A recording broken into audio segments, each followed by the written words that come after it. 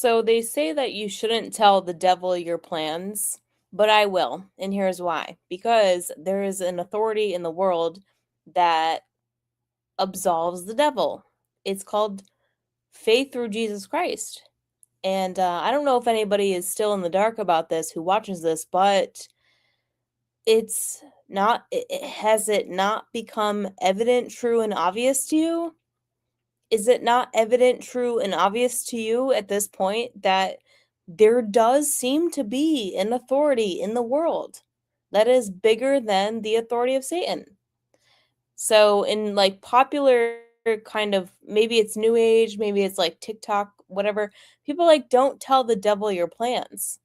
I, on the other hand, as somebody who's so militant for Christ, I take joy in telling the devil my plans because there is an authority above him that is going to ultimately be the fruition of God's will through Jesus Christ. So I don't know, like some people, a lot of people, even raised in churches, they don't know the gospel of salvation. And that's a problem. Everyone should know the gospel of salvation. It doesn't matter like what you believe in on a personal or political level, the gospel of salvation. It's like you're sealed under the protection of Christ, even if you come against legal manners. So I had a situation where like I've obtained somehow a criminal trespass misdemeanor, and that is supposed to translate into like your entire record, like forever. And I hired a lawyer who just ghosted me, and I never heard back, paid him $1,000, never heard back. It doesn't matter. It actually doesn't matter. And it's funny how this shit comes up again because you got to relocate and then you have this thing on your record, and these people are going to have to review your record. Ironically enough, the police report is so insanely not true that it reads as the most insanely not true thing. That's going to be God's protection. When people do the most against you, it is easily reciprocated in the vicinity of the hands that it falls in. So, for example, if somebody does something to try and hurt your record or hurt your uh persona, damage your character, unfortunately for them, when they do it, it seems insane. When you read it, it seems insane. And nonetheless, I do have videos, like that's just a I have video footage of what happened. So like these police tried to make this report that of what happened, and it's not actually at all what happened. I do have video report, but you know what's weird is the sound is off. The sound is not there for some reason. And it's funny how like I don't know, it's all funny. But all that being said, I don't know, people who are trying to live through life feeling like new age kind of mentality, like, woe is me, like, these people say, like, spiritual and love and light, but then they end up being kind of like the meanest people ever. You ever notice that? Like, they end up being like the most people who are like studying spirituality and whatnot, they end up being the most like not nice people ever. Why? Because they're not following the spirit of Christ. They're following the spirit of the Antichrist. And the Antichrist isn't the worst guy ever. He's just there to like skew your mind for a moment because the glory is only for God through Christ. So I don't have any fear for my life or like my circumstance or like, oh, trying to translate this from Texas to New York, but I got a misdemeanor in Texas. I don't fear this shit. Dude, I don't fear it because it's only a testimony for God's will because I didn't do anything wrong. I'm not a criminal. My record says I'm a criminal, but I'm not a criminal. So, when they say don't tell the devil you're dude, I plan on moving from Texas to New York. Texas has a major ICE issue because they're too loosey goosey. And I used to think that to be a good thing. And I've been down here like living my life like it's great, loosey goosey. It's not great, dude.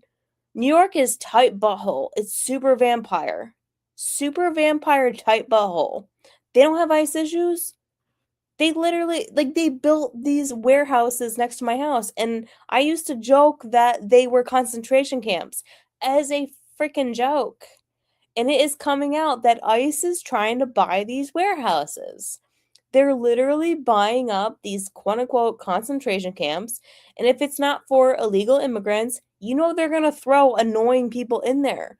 Because if you think of yourself in the spirit of Christ, wouldn't you do the same thing? Just throw it like annoying, like people who do not freaking participate in society, like people who refuse to like participate in society, and they're like trying to fight. They're going out to these protests.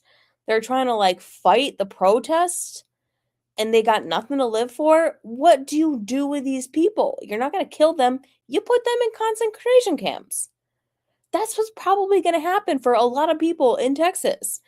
Are they building these freaking warehouses in New York? No, they're not, because New York doesn't have an immigration issue. New York doesn't have like a protest issue. I'm upstate, so it's not like the city. Not like the city. But I think the city's probably fine because the city is rich and potent with history. Probably fine. It's a tight butthole. Dude, I used to criticize New York for being such a tight butthole, but now I'm like, well, it's such a tight butthole because I've been living in the opposite of not a tight butthole, banking all this money and no one cares and no one gives a fuck and no one's paying attention. And then all these kids are just freaking bleeding through the state. Not okay. Was never going to be okay. If kids are bleeding through the state in New York, guess what? Your girl's going to probably find out about it. In fact, I did a little mission in New York. But you know, I imagine that these people got their wits about them. But I'm not gonna like come against the government anymore. If they want to freaking do whatever they want, then I'm just like, do whatever. Because I'm super Christian now. I understand that Christ is above God. Christ is above God. So when people look out into the world and they're like, oh my God, the worst things ever are happening, I'll be like, but Christ is above God. So where's the deficit? The deficit in Texas is they're not paying attention to these freaking kids. No one's paying attention. And maybe no one's paying attention in New York. Maybe not. Maybe not, dude. We're about to find out. Because it's not okay here, there, or anywhere. It's not okay here, there, or anywhere. And you don't have to like worry about telling people your plans because God's already arranged everything. Okay, I think I made my point. Whole new timeline. Yeah, thanks, Matthew. Good to see you. Good luck in New York. Be a whole new timeline. Yeah, I'm really excited. I had a little bit of experience like several years ago. I lived in New York during the winter, and you know what was funny is like it's so lonely in the winter that I ended up going to friggin' Narcotic Anonymous meetings. Like, I'm not even a Narcotic Anonymous user, like, by any stretch of the imagination, and it doesn't matter. Like, you don't have to be a freaking heroin addict to go to Narcotics Anonymous meetings. But I used to because it was something to do. Because people get too isolated in the winter, and it used to make me sad. So I started, like, walking the mall and going to open mic night that was one night a week, and then going to Narcotic Anonymous meetings because there was nothing else to do. No one's grilling you about being a narcotic user. I wasn't. But I just wanted to be around like-minded people. I needed that. It was like you need connection, you need love. Love is important. All right, check you later. Have a good night.